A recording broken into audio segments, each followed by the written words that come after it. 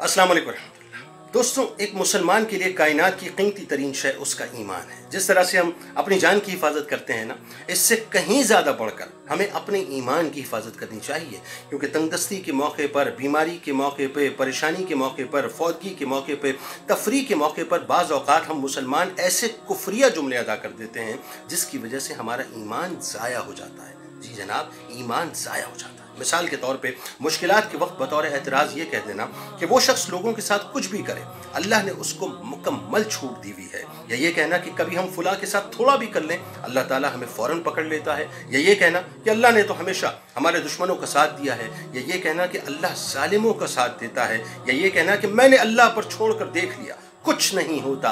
या ये कहना कि अल्लाह ने मेरी किस्मत ही अच्छी नहीं बनाई है।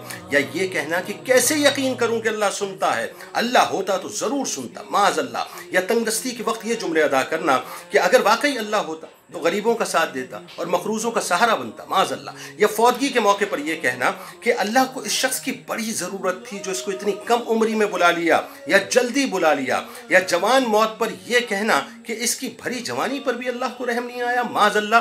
या किसी के बाप के इंतकाल पर यह कहना कि माज़अल्लाह, अल्लाह को इसके छोटे छोटे बच्चों पर भी रहम नहीं आया। या किसी की मोहब्बत में यह कहना कि खुदा ने तो तुम्हें बड़ी फुर्सत से बनाया है। या ये कहना कि मैं तो तुम्हें खुदा से छीन कर लेके आ जाऊंगा। या ये कहना कि रब रूठता है तो रूठे, मेरा महबूब न रूठे। या तफरी में ये कहना कि जाओ तुम जन्नत में, सिगरेट पीने के लिए तो तुम्हें दोज़ख में, या सिगरेट जलाने के लिए तो दोज़ख में आना ही पड़ेगा। ऐसे हज़ारों कुफ्रिया कलिमात आम तौर पर हम अदा कर देते हैं जिसकी वजह से हमारा ईमान ज़ाया हो जाता है। जी जनाब, ज़ाया हो जाता है।